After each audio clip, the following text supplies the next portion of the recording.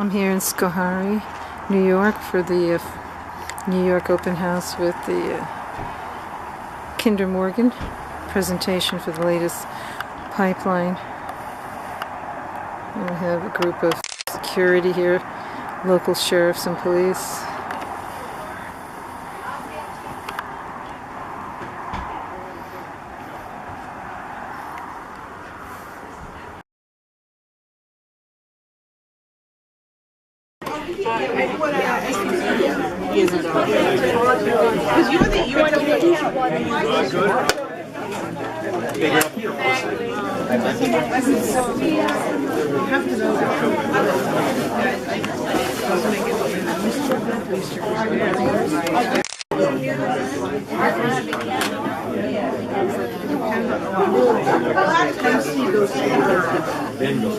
Start going down.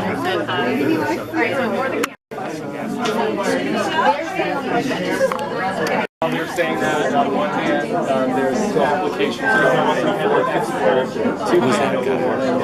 This one here, tall guy. This is one. This is number one? Yes. Oh yeah. Good work. Thank you. And what'd you call her? Alcyon. Alcyon? It's a star in the Pleiades constellation. Oh good, I've been reading and listening to the whole tape on the Pleiades. Wow. Pleiades for this time. Congratulations. You sound right. One letter, right? Hi, I'm Nicole Zohan. We have a width of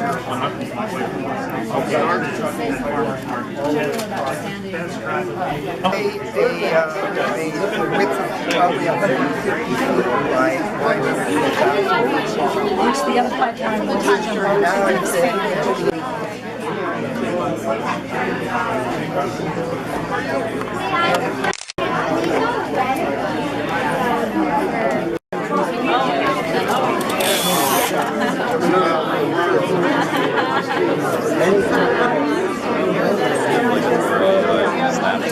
Ladies and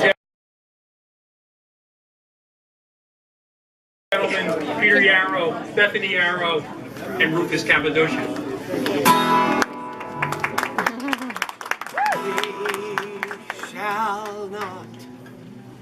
We shall not be moved. We shall not be moved. Just like a tree that's standing by the water. We shall not be moved. We're standing here together. We shall not be moved. We're standing here together. We shall not be moved. Just like a tree that's standing by the water. We shall not be moved. We shall not be. We shall not be. We shall not be moved. We shall not. We shall not be moved, just like a tree that's standing by the water. We shall not be moved. No more poison fracking. No more poison fracking. We shall not be moved. No more poison fracking. We shall not be moved, just like a tree that's standing by the water.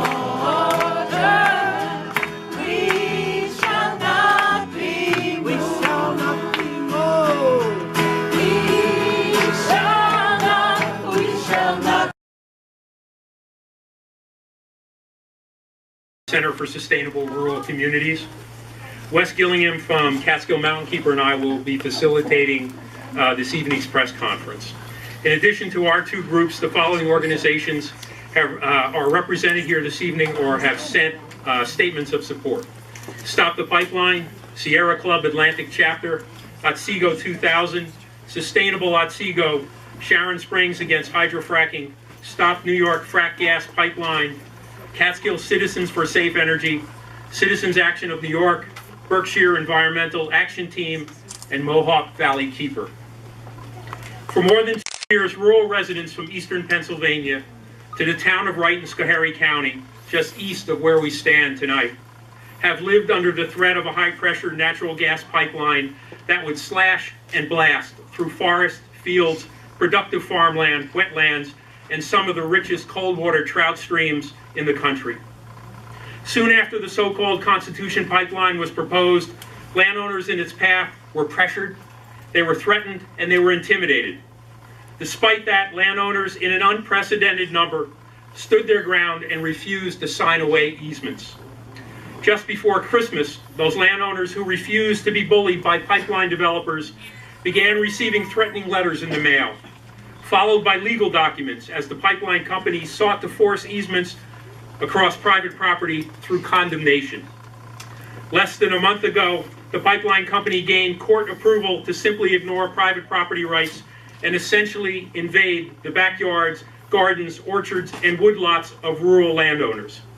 Now, a few weeks later, Kinder Morgan, in a demonstration of profound arrogance and insensitivity, is holding an open house to explain their plan to build yet another pipeline through the same communities, and launch their own campaign of pressure, threats, and intimidation, which, if they get their way, will end up in condemnation of yet more private property, the despoiling of wetlands that took centuries to develop their diversity, the clear-cutting of thousands of healthy trees, the destruction of habitat, and the irreparable damage to some of the most beautiful and important ecosystems in the eastern United States. We are fortunate to have an iconic figure in American music with us tonight, Peter Yarrow.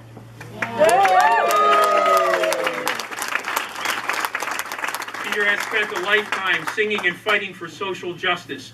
There is a reason he is here tonight. These pipeline proposals are not just environmental and economic issues, they are also social justice issues. It is not a coincidence that both the Constitution and NED pipelines are proposed to cut through rural communities with severely depressed economies that have suffered catastrophic impacts of both natural and man-made disasters, including devastating floods and a pipeline explosion that killed members of the community and destroyed homes and property. As much as 12% of the population of this county and Delaware County lives below the poverty level and cannot afford the higher legal representation necessary to defend themselves from the onslaught of big oil and gas. Poor rural communities are being targeted, exploited, written off as inconsequential collateral damage by an out-of-control industry. We stand here tonight in solidarity with those communities and in defense of the environment to say enough is enough, and to send a unified message to Kinder Morgan, to Cabot Oil, and Williams Company. The message is as follows: we are not defeated, we will not stop, and we will win because we have an advantage. Big oil and gas fights for obscene profits. We fight for something far more important: the health, the safety, and the property rights of our families and our communities. So Kinder Morgan and the other carpetbagger corporations hell-bent on exploiting our communities, harming our environment, and trampling our property rights, we say to you, pack your bags and go home. I'd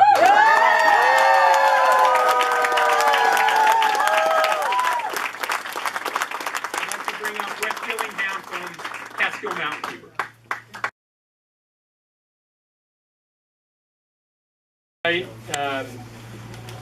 Looking back over the last 2 years on the infrastructure issue, first it was Spectra. They needed to get the gas into New York City. And it was AIM. And there was a thing that called the Mark V connector that was going to run from Port Jervis up to the Iroquois pipeline under the Hudson River. That one got canned because of the Constitution. But now it's Northeast Energy Direct. Direct where? Direct is direct to other countries. Right now there's multiple applications for export to get the gas out of this country. That puts a huge hole in this whole idea of what eminent domain should be used for. Eminent domain was created in this country. A lot of people don't like it. There's good reason for that, because there's a long history of taking people's property. Eminent domain is something that should be used for the public good, if at all. And And this is clearly not that case. None of those pipelines were able to successfully show the public good, and yet they got approved. FERC is aiding and abetting corporate greed and corporate profit on the backs of New Yorkers. So we won a pretty big fight, and there was an announcement, which we still haven't seen the final results of that yet. There was an announcement that they were going to prohibit high-volume hydraulic fracturing in the state of New York. And that was a really emotional day for a lot of people in this room and a lot of people across New York State. And one of the reasons that was is because we were all told over and over and over again, gas companies are coming, you can't stop it, why bother? Don't bother with it, you can't stop it. We proved them wrong!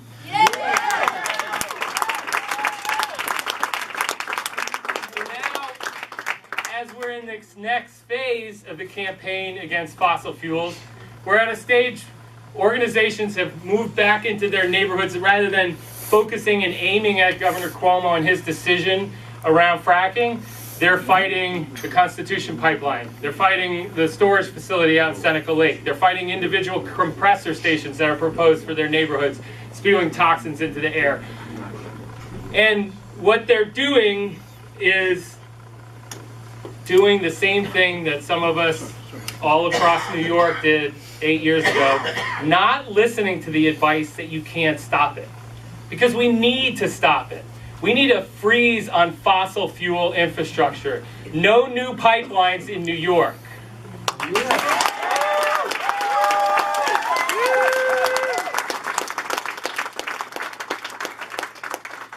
it's funny that a lot of people, as we look at this and we're talking about eminent domain and taking private property from these people that have lived for generations on their farm or their piece of property, and it's theirs, they've owned it for generations.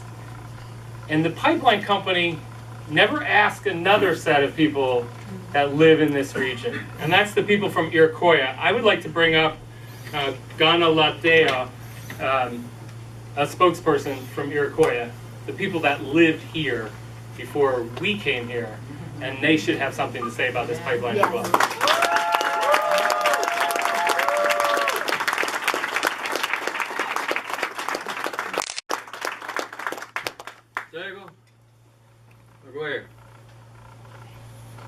My name is Ganala Tio. It was given to me, passed on from my ancestors that are buried here in this soil. This soil here is where I come from. I never left.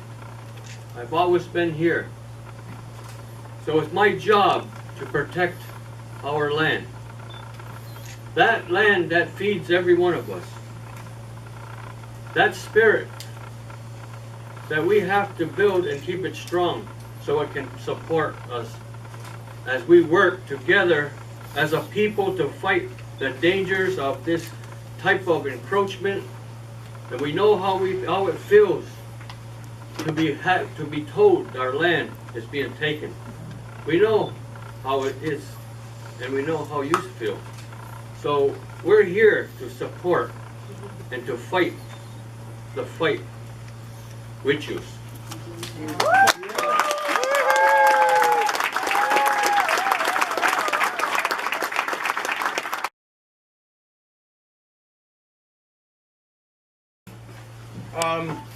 All my friends and neighbors, this is a movement of friends and neighbors. That's what I've seen all across the United States, all across New York State, that the movement against fracking, against gas, against fossil fuels is about friends and neighbors, right? Right. Yeah. You're here with your neighbors today. It is not appropriate for foreign multinational corporations to be dividing our state, to be abusing the state of New York, and to cause harm and human rights violations And I think that when we're talking about New York State, right, we're talking about really an unprecedented movement among people to stop the largest corporations on the face of the earth, who have more money than any corporations in the history of money.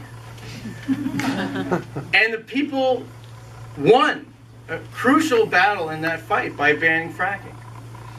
New York State policy is that fracked gas is bad. It's bad for public health. It's bad for the environment. There are risks. There are serious problems which we know are documented in the science. So that was a victory for the people of New York, for this movement of friends and neighbors, and it was a victory for science. Because, you know, when I started to report about fracking in 2008, we didn't have this huge body of peer-reviewed science. And now we have 400 plus peer-reviewed papers that prove all of the things that you are saying are correct, that prove there is water contamination from fracking, that prove that there is air pollution from fracking, that prove that this causes health risks to communities, earthquakes, radioactivity. I could go on and on and on and on. This was a victory for science. So if frack gas is bad, and that is policy, why are we allowing frack gas to be transported through New York State? Right. You can't say that we have won anything if we are facilitating the fracking of people in Pennsylvania and in West Virginia and in Ohio. We can't allow these corporations, these rapacious human rights abusers, to use New York State as some kind of highway for the export of their toxic fuels. Because we know that this is what this is really about. This is not about energy for domestic use. This is about export. This is about turning Pennsylvania into a third world country. This is about turning New York State into a thoroughfare to transport human rights abuses at the highest price, so that they can ship their gas to Europe. Sierra Club estimates that if liquefied natural gas ports that are being proposed right now all across America, 20 of them, go through, that will increase the price of gas in the United States by 50%. That's a consumer squeeze. Get you addicted to the product here. Make sure that we don't develop renewable energy, that we go further down the road of gas. And then start selling it overseas on the open market and jack the price up by 50%. That's the plan. The plan has nothing to do with the things that the people in the pipeline company are saying. It is not about domestic energy production. It is not about energy independence. It is about making you more addicted and paying more for the product. That's what these pipelines are about. We don't need them. We know that in the United States we can develop 100% renewable energy. We need to go down that road desperately and quickly to avert catastrophic climate change. We have to do it. And you guys are the front lines in this battle, which is why I'm here right now. We need to build solar barns. We need to build solar roadways. We need to build wind farms. We need to build offshore wind, not pipelines. And we will oppose those pipelines. And I stand here with you today because, you know, you're my friends and neighbors.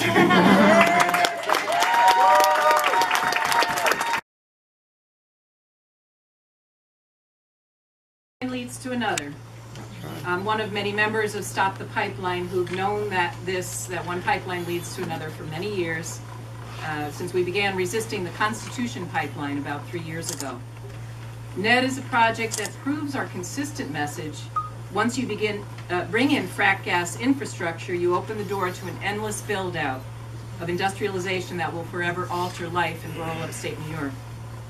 As a diverse group of volunteers from many walks of life, we've all shared an unfortunate education in the backroom deals made between industry, regulators, and government officials as they attempt to plan our future without consideration for our local land use laws, our future economic viability, and our regional character. We've been persistently reminding Governor Cuomo and the New York State DEC about their commitments and their stated missions and their words that all run counter to the gas industry's plans to bring frack gas infrastructure and its fallout to New York State. Cuomo and the DEC must hold the line on the well-being of upstate New York, not betray us to pad the bottom line of an industry intent on selling much of this gas overseas to the highest bidder. One pipeline leads to another, and they all lead to compressor stations, metering valves, pig launchers, more pipelines, and according to EPA estimates, the death of 700,000 trees for the Constitution pipeline alone. From extraction to end use, gas infrastructure leads to releases of methane, a potent greenhouse gas, and other products of combustion like carbon monoxide, formaldehyde, sulfur oxides, and nitrous oxides. It leads to nosebleeds, sore throats, rashes, headaches, dizziness, and nausea for those living near compressor stations. It leads to the release of volatile organic compounds, which are known carcinogens, neurotoxins, and endocrine disruptors. It leads to ozone levels that reduce crop yields by as much as 30%. Frack gas from the radioactive Marcellus Shale leads to increased exposure to radon, which decays to polonium, which decays to lead in the environment. Segmenting this process by ignoring the cumulative impacts of current and proposed gas infrastructure, it leaves New York vulnerable to becoming a state whose economic and physical health will be irreversibly harmed. One pipeline leads to another, and it all leads us away from a renewable energy future on which we must be setting our sights, investing our resources, and adopting without delay. This is the future of energy independence and job creation, and that future is now. Yeah.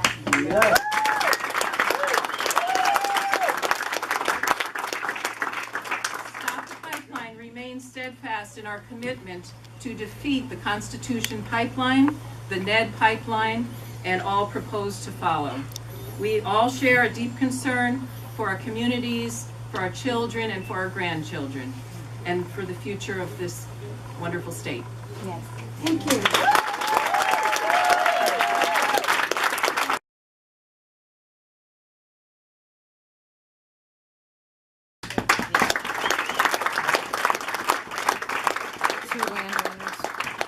Thank you.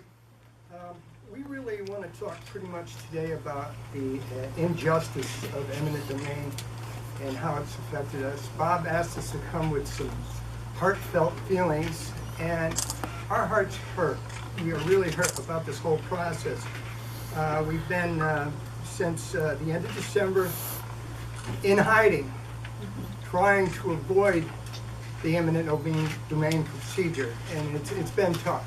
I've seen the sheriff come up our driveway, go down our driveways, turn the lights out, and the whole thing.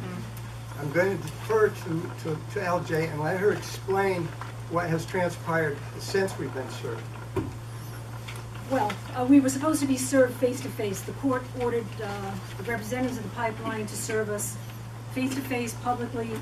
That never happened, so the eminent domain proceedings, the condemnation was illegal to start with.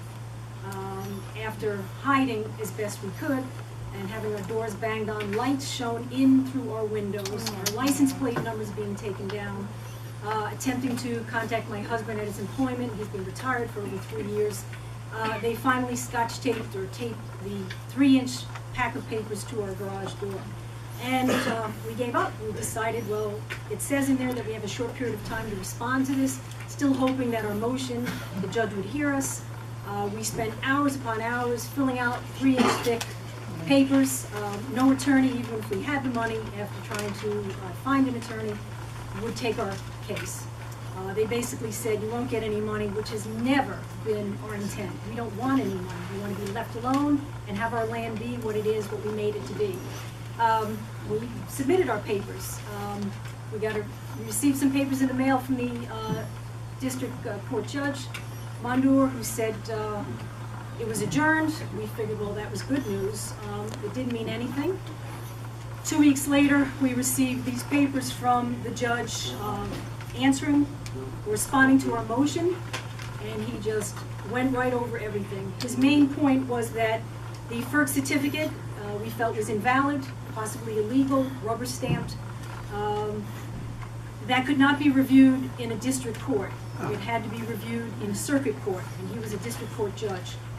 So one would think that he would then throw it out or move it where it needs to be. His papers clearly state that. Instead, he made a decision anyway, and 2 weeks ago, he gave our land to the Constitution Pipeline. So now, at the best, our hopes are that if the DEC does not approve this, it's good for everyone, but then we have to go back to court to fight to get our land back. Following that, we received a letter from the Constitution Pipeline, sticking it in our face, reminding us that they now owned our land, and that they would come at their leisure, quote unquote, and they will do what they need to do, when they want to do it, and what we are not allowed to do on our own land.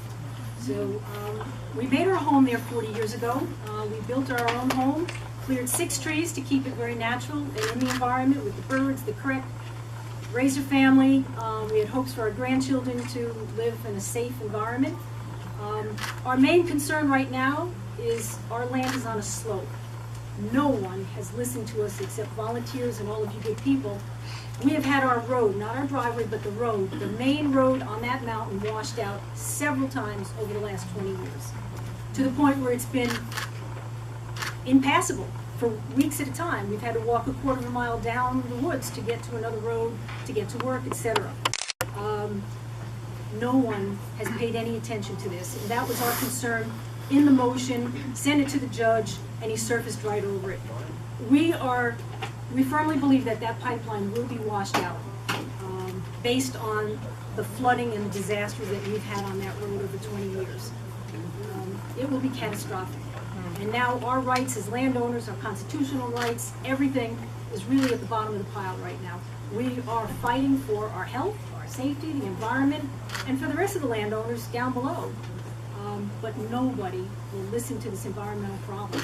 I don't know about the other landowners, but our land, it's going to go on a slope through our creeks, and it will be washed out. It will be washed out. And it's just, we can only hope that we can fight to get our land back and that the pipeline doesn't come through. It's been total injustice.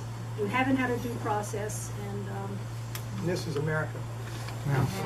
Come on. We could live somewhere else if we chose to. We just hope we can all rally and this doesn't get approved. Thank you very much.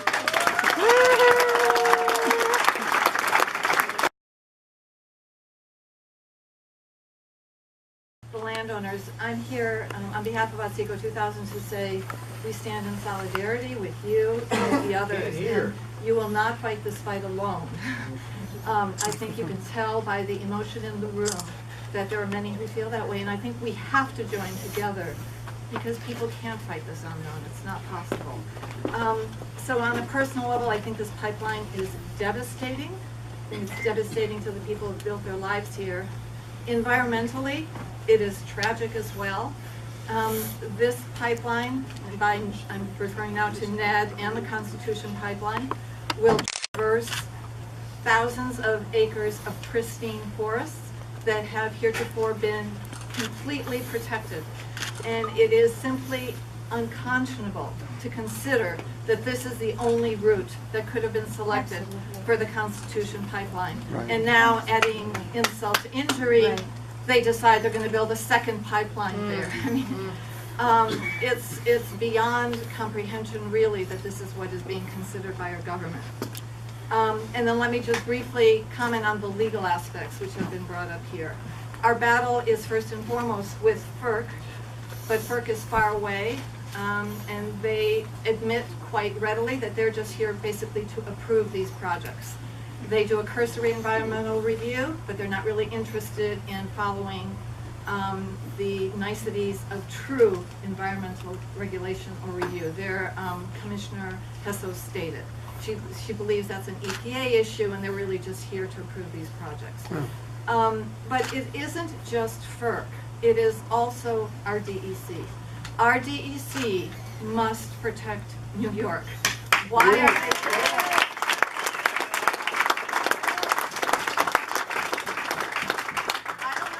representatives of the DEC in this room, but they ought to be here. We are being inundated. We are ordinary citizens. Some of us are engineers, some of us are scientists, some of us are lawyers, some of us are organizers. But fundamentally, we are not here, we are not being paid to do this work. We are doing it for the love of this state and this land. And our DEC should stand up and defend us, and they can do it. They can do it. And then let me just say that the courts cannot continue to ignore these issues. First of all, I think what happened with the eminent domain proceeding was improper. I have to respect the law. I'm a lawyer fundamentally, and I have to accept the decision. But had we had the funds to appeal that decision, we would have appealed that decision. It is not right that people's land would be taken now while the DEC permits have still not been granted. Right. I mean, that is start building, you're going to be restricted from what you can do with your land when the DEC has not yet acted. Which just brings me back to the DEC. Act. Do something to protect your citizens. But further, I believe FERC itself is violating the law. These pipelines, if there ever was an example of projects that are integrated, interrelated, they must be reviewed cumulatively. FERC has been told this just recently by the DC Circuit in an action brought by Riverkeeper. The decision was issued in June of 2014 in a case involving the Tennessee gas pipeline.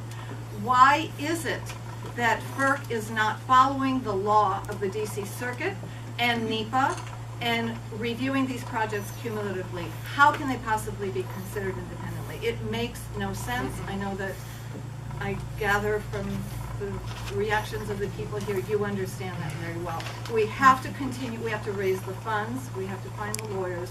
We must continue this battle with FERC in the courts, with DEC in the courts, and we will. So thank you all for joining us.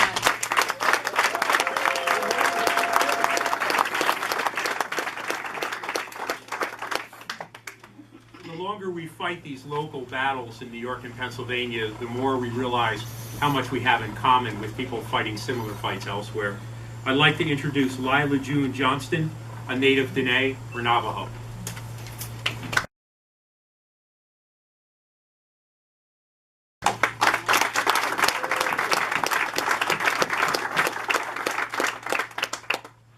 Thank you so much for having me, allowing me louder. to speak. Sure. Microphone. I don't know if we Mics. can turn the microphone. I think we lost it. Yat Dene Do Shekis.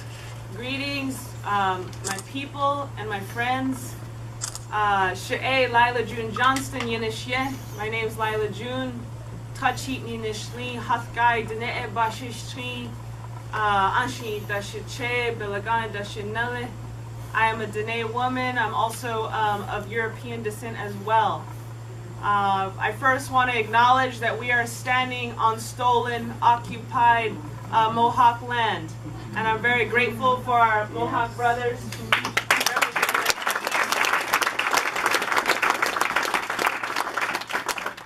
As our Mohawk brother said, he knows how you feel.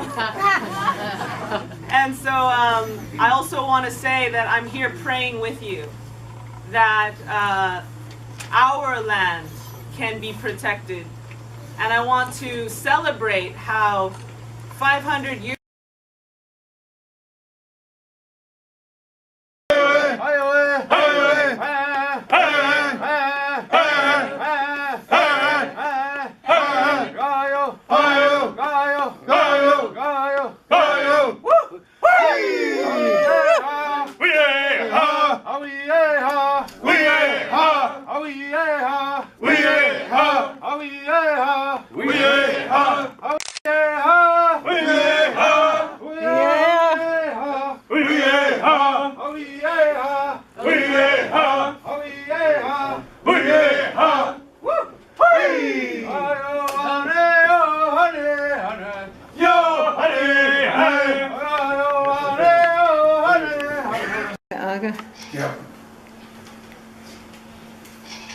Thank you for coming. This is great. Hot spring. They got some good food down there, you guys. Do they? Yeah. They got some real good Yeah. chow. Yeah. This is Union message, looks like. Hey,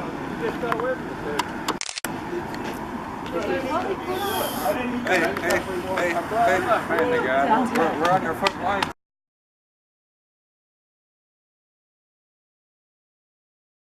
Hey brothers, where are you working? 7-Eleven. Hi, how are you? Hi, how are you? Good, I'd good. like to sign in and receive email updates on the project. What do we have to do, sign something? To sign in, you can get email updates on the project. Yes, in the back, we have boards all around the room. We have maps. Some maps. Take anything like that presentation. Is it Iroquois on it? I'm not sure. Yeah. You're gonna sign in, you said? You don't have to. Oh, okay, sign my name. X. Thank you. We have one more to send to you. Thank you very much. Thank you. You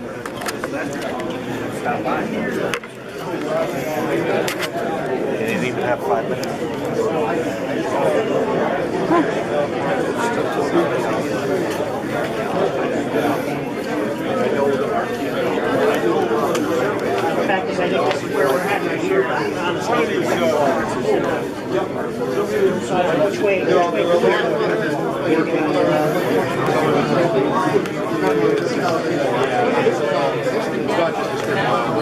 Okay.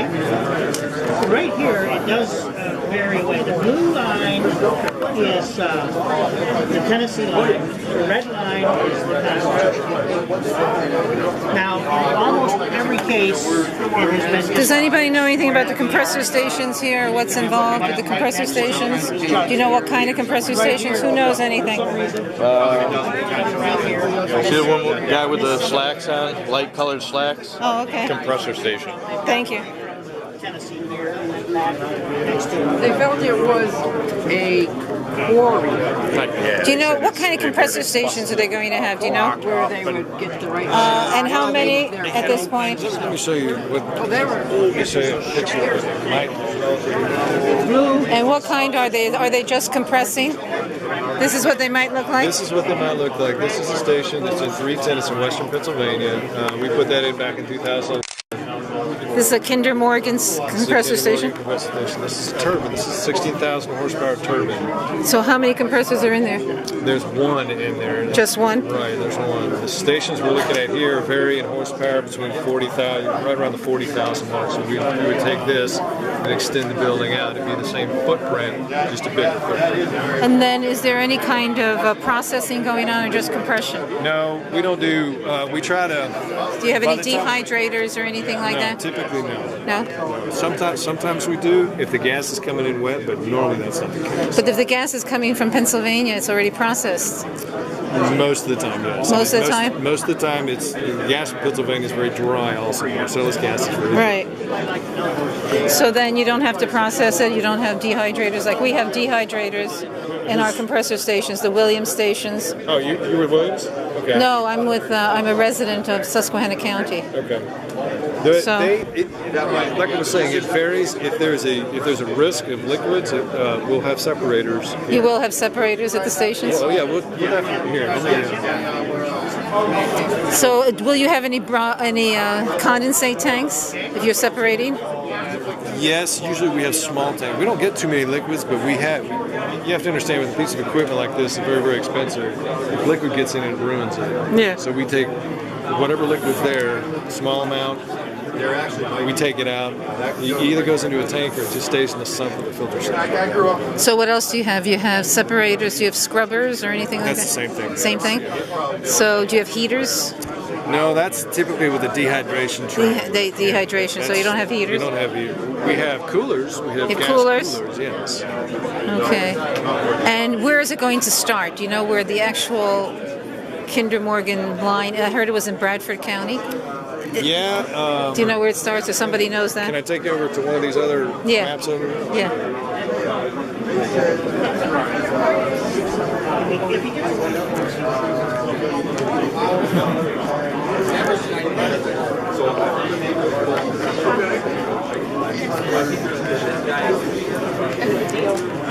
This stuff that's in blue is the pipeline that's going to parallel Constitution.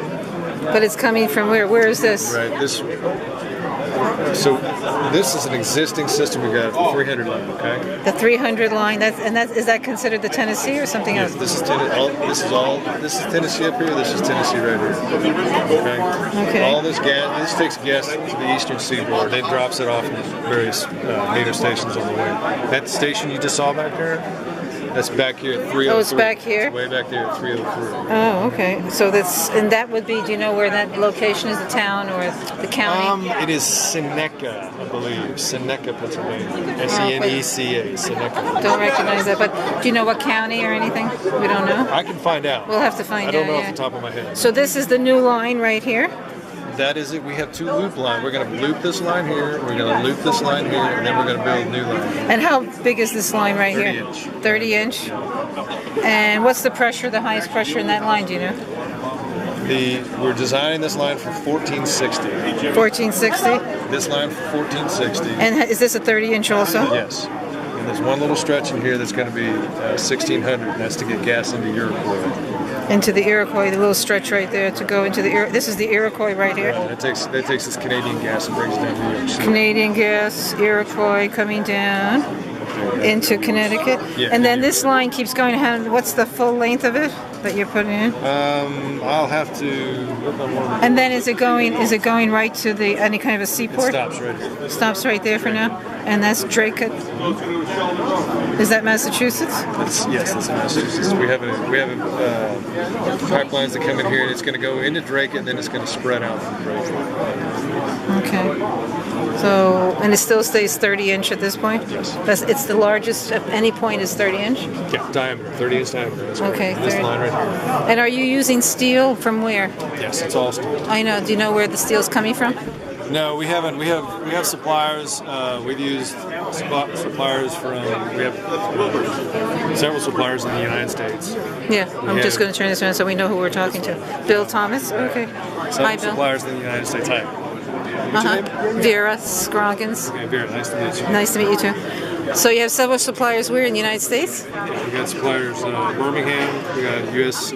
Steel. Is it all American made or is it any of it imported? We don't know that yet. It could be, part of it could be imported, yes. And do you know where it might be imported from? We have mills. We have mills in Greece. We have mills in Turkey. There are mills in India. Now, these are mills that they go through an approval process,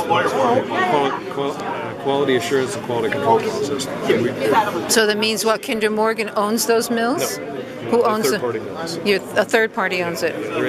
That's what they do for. We're not in the business of manufacturing. And do you know who they might be? Or they're all different individual owners that own in those different countries? They're different companies. Different companies? They're different companies. They're not all owned by the same company. Okay. And what about China? Anything in China?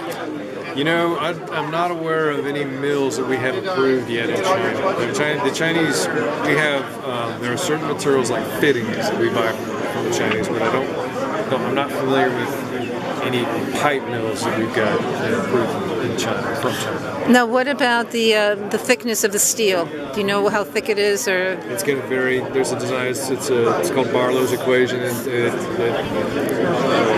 there's a factor of safety in there that'll dictate whether or not we use a high-grade steel or a lower-grade steel. Will dictate what the wall thickness will be. So, do you know what the variations are from how thick to how thick? What the variations might be? Yeah, I mean these generally. It's going to vary probably between 500, it could go up to 750 wall. I don't know. I'm not one of those other guys. Do you know how? Yeah, some other guys are into that. Yeah, I would like to talk to them at some point. Hi there. What is your name? Okay, I don't know if I can say that. Good leaf? Good leaf. Good leaf. Good to see you. How's that drum? You playing it a little bit? Oh, it was beautiful. It's got a beautiful tone. Does it have a good tone? Yeah, real beautiful. Thank you.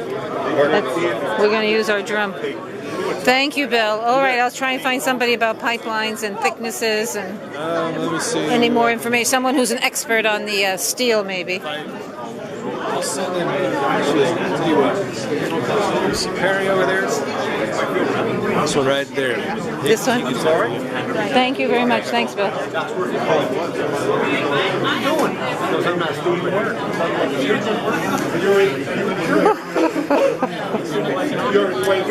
We got food here, some hot food.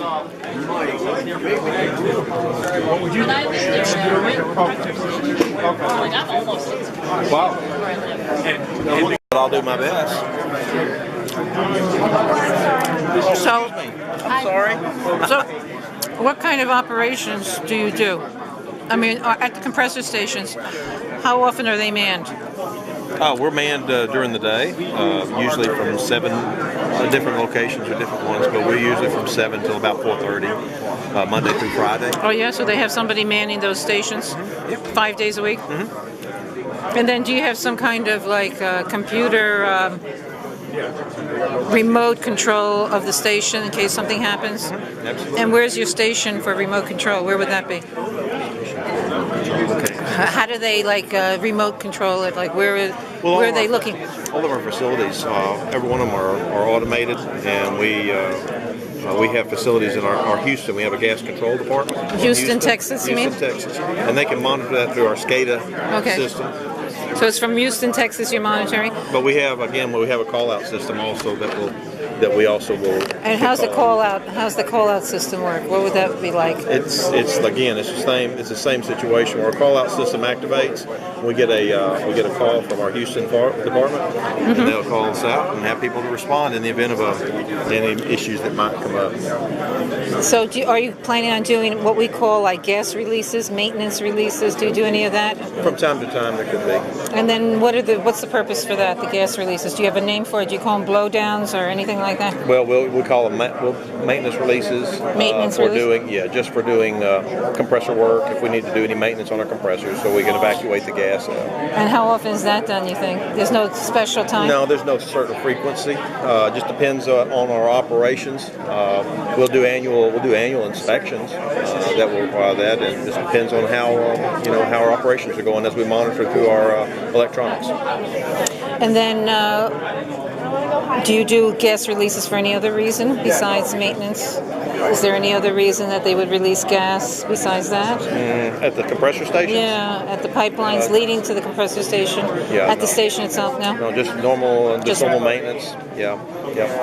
And then, do you know if it's a class 1? You're under FERC at this point. You've taken permits under FERC, so then. Do you know if you're a class 1 classification through those lines? How long is that whole pipeline? From Pennsylvania to Massachusetts? Depends on which segment. Because we're in 2 different segments. We have our supply segment and our marketing segment. Supply segment's from Pennsylvania up to Wright. To where? To Wright. Oh, to Wright. Okay. Right. And then from there is a market, and we go over into New Hampshire. And how long of the length is that to Wright? To be honest with you, I'm not for sure exactly. Yeah, I haven't been able to get a length from anybody. I would think because it's still development stage. And design. Because of the land, we're getting through our land routing system and that kind of thing. So to be honest with you, I don't know exactly how long that is. And then, do you know where it starts even? I mean, is that difficult to say too, where it starts? Is it Bradford County? Do you know what county in Pennsylvania? Yeah, I don't know which county it is in Pennsylvania because I'm more in the New York segment. Oh, you're the New York. Yeah. Any Pennsylvania segments here? Not here, no. Okay. No. I guess they'll have some open houses I know, down there. they have an open house. I'm from Pennsylvania, so are you? that's why What I'm part? asking. Susquehanna County. Susquehanna. Right. Yeah. So I was wondering about that. So this is how they're going to go under any kind of waterways? Horizontal drilling. So it's horizontal. Is this considered? Oh, it's directional horizontal, right? Right. Is that the main way you're going to do it? To go through the waterways? Well, I don't know. It depends on. This is all construction. I'm more in operations. Oh, okay, your operations. So I have to ask somebody else for this. Yeah, you'll have to ask them for exactly all the locations and what they're going to be doing. But that's kind of a standard procedure on doing our normal HDDs. Right. I've seen that being done in our area. So this will be a compressor station here. Yeah, this is a rendition. Of which one? It's just a general. Again, we don't have that established, but that gives you an idea of. This is just a very general idea of how it's going to look. Which one's going to look like that? This particular one has going to have 3 compressor units because of the stacks that we have. Yeah. And so there'll be 3 units in that facility. And will that be at the beginning of the line, or this is at the right location? This particular one has 3 compressors, so that should be our mid station. Which is where? That's going to be in Oneonta area. Oneonta? I'm sorry, I don't know if you can tell I'm not from around here. I just moved up here. Oh, okay. Where are you from? Arkansas. Oh, okay. Oneonta is the mid station. That's where we're kind of looking at. Again, that's still kind of in design too. And then isn't there a station at Wright also that they're going to expand? There's a tail station there. And what's the difference between the tail station and the mid? Oh, horsepower. Yeah. And then won't there be a station also in Pennsylvania, in the beginning of the line, or? Yeah. So there'll be. So you have to. Will it be similar size like this? Again, you'll see some of the similar. It'll be similar. This is just a pictorial. Right, but it'll be like a 3 compressor station possibly. So that in the beginning of Pennsylvania. No, this one here. In Pennsylvania, I believe we'll have 2 units there. So you'll basically just see like that. Oh, okay, 2 units, and then you're going to go to the midstream, to the midpoint, is it? Is that what that means, midpoint? Mid-station, yeah. Mid-station. It's just that we have compressor stations that will pump the gas, continuing to pump the gas to the, well, in this case, to the northeast, and then when it hits our market side, it will go to the east. Then will you have anything after the Wright station? Yeah, we'll have one that's going to be up close to Albany. Close to Albany, there'll be a whole new station there? Possibly, yes. And that might be a, what do you think, a 2 or 3? 3 unit. A 3 unit? And then will there be anything after Albany as it goes through New England? Yeah, they're still working on that one. They're working on something there? Still working on there. Yeah, again, that's not my area because I'm just strictly in New York. When you get past Massachusetts and into New Hampshire, that's a different area. Okay. All right. Well, I think I'm good for now. Okay. Thank you. So that sounds like a 1, 2, 3, 4, maybe 5 compressor stations along the whole line. What do you think? Yeah, on the markets, on the supply side. On the supply side, which leads up to what? Right? Is the supply? Go to Wright and then over into the Mass border. So how many up to Wright? Maybe 3? What do you think? 4, just depends. Again. Maybe 4 stations, and then there might be several more after. The, what do you call it? Supply side, and then what's the other side? Market side. Just the terminology where it breaks over. Okay. And anybody else who's like an expert? I did talk to somebody about compressor stations. Yeah, and like I said, I'm going to be more the operation side of it, not the not the construction side. Okay. All right. Thank you, Milton. Okay. And, and what was your name again? I'm Vera. Vera. Nice to meet you. Nice to meet you too. Hi. How are you? Hey there. Fighting tooth and nail. This is our proposal. This is generational genocide, whatever is going through. It'll be up to the regulators whether this pipeline is built. There's land that I can't even ride a quad on here in upstate New York, and you guys are going to put a pipeline through it. Isn't that a disgrace? And my union brothers are going to put it in if you guys want. They don't have to live next to it, maybe, like we do. In Pennsylvania, we got to live next to it. I'm a shop. We got to deal with all the crap, all the damage from the pipeline, all the blowouts. All the blowouts in the creek, the damage in the creek. Inspector on every joint, like we did in Manhattan. And this was just to put in a staircase. Yeah, in our creeks, a whole bunch of blowouts, and then they get fined a little measly amount. They got fined like 20,000. Not this company, different companies. We've had a whole bunch of them. I would love to have a conversation with you, but you've got to let me talk and let me answer questions. Yeah. Understand your plight, but nobody turned and said, "We now understand." Back from that long trip.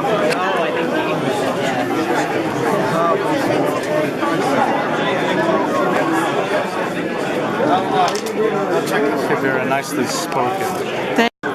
See, how's the time now? How much more time? Well, I want to get, let's see, 7.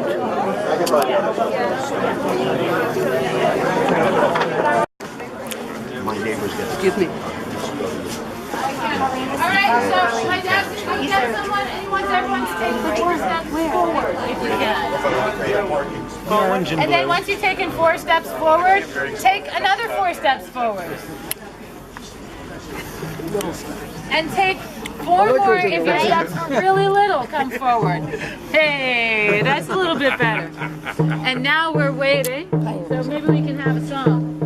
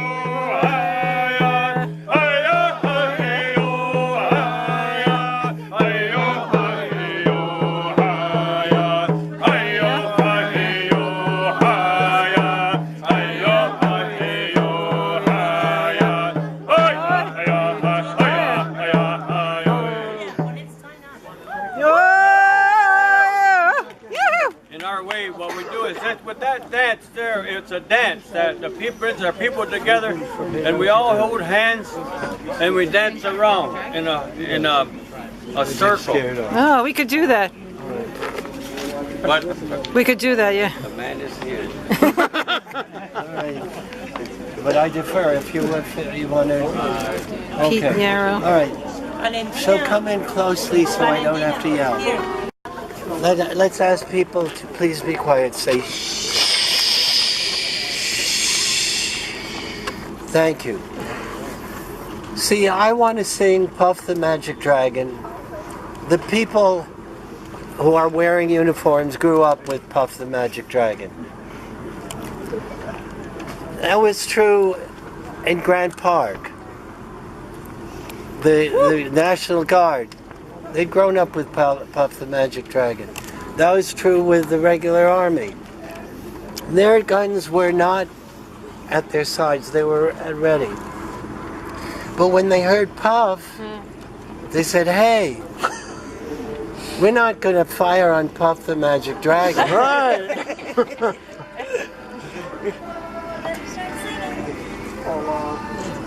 Puff the Magic Dragon. Oh my God, that's not right. Everybody has to sing now. That's good. So what I want to do is to break down the division between the people with uniforms and the people who work over here for the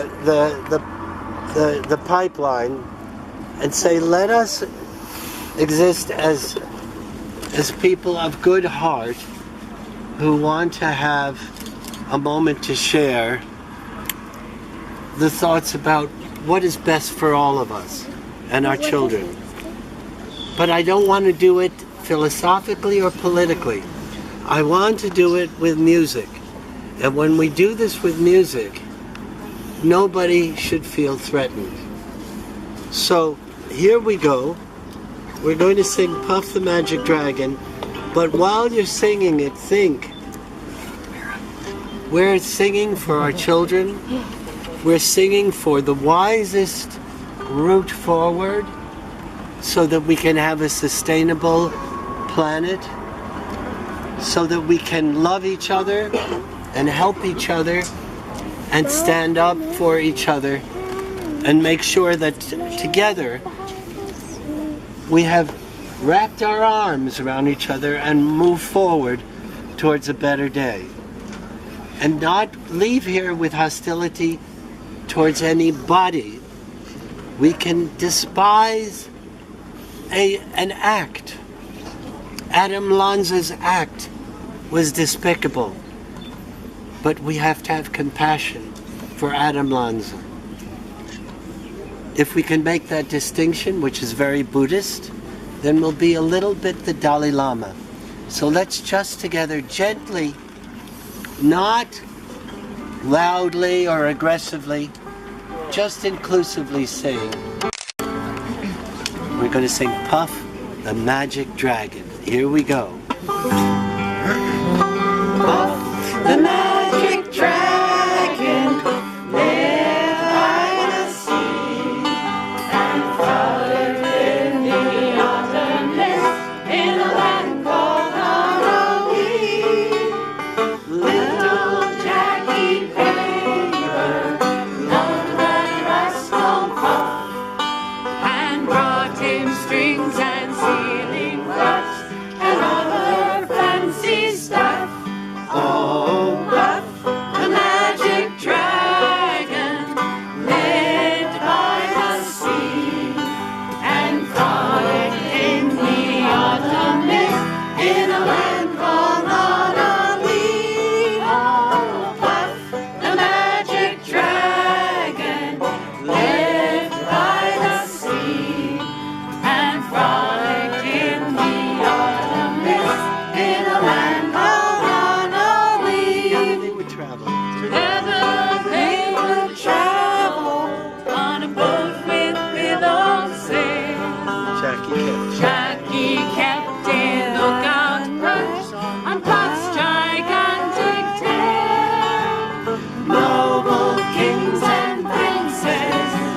would bow whenever they came. Pirate ships would wave their flags, would all roar out his name. Everybody, Puff the magic dragon, lived by the sea, and frolicked in the autumn mist in a land called Annalee. Oh, Puff the magic dragon lived by the sea, and frolicked in the autumn mist in a land called Annalee. Softly now. A dragon lives forever, but not so little girls and boys. Painted wings and giant's rings make way for other toys. One great night it happened, Jackie Paper came no more, and Puff that mighty dragon, he ceased his fearless roar. His head was bent in sorrow, green scales fell like rain. I'm going to sing this alone now. His head was bent in sorrow, green scales fell like rain.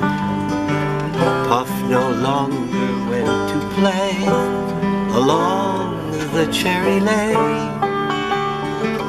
Without his lifelong friend, Puff could not be brave. So Puff, that mighty dragon, sadly slipped into his cave. Now, why was Puff so sad? He was so sad because the friends that he wanted to make, because Jackie Paper, they were torn asunder. Today we're sad because we can't easily all be together. But we know that as we grow up, we will find the ways. We will mature into people who have our children who will play with Puff. And Puff will no longer be lonely, and he will be happy. So when we sing it, we sing Puff the magic dragon lives by the sea and frolics in the autumn mist together. Puff the magic dragon lives by the sea and frolics in the autumn mist in a land called Annalee. And louder. Puff the magic dragon lives by the sea and frolics in the autumn mist in a land called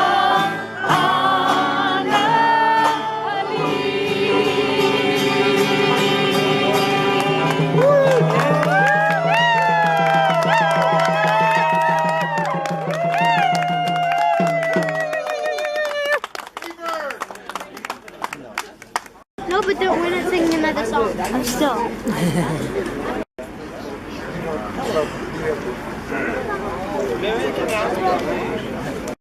Robert Connors just signed on Stop New York Frack Gas Pipelines onto our rally for Earth Day. Sharon Springs Against Hydrofracking has signed on. Many groups have signed on. We got a long list. And we're asking everybody to show up 11 a.m. Earth Day, Wednesday, April 22nd, just over 2 weeks from now. If you're a musician, contact me, Abram, at frackfreenation.org. If you'd like to perform, or contact Tamara Cook here. We need to make sure we have a solid drum group there. So contact Tamara at Frack Free Nation. And everybody else is free to sign up on our website for it. Yeah, sing one more song. Yeah.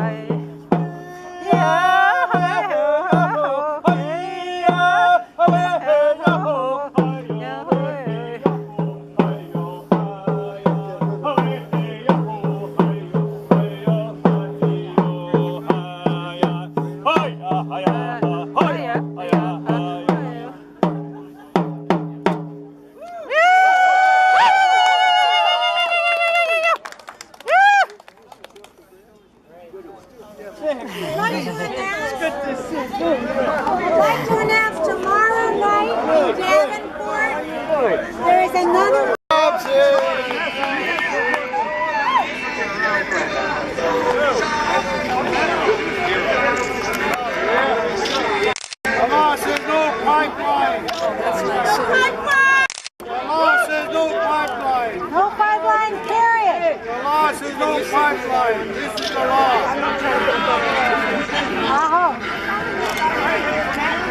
law.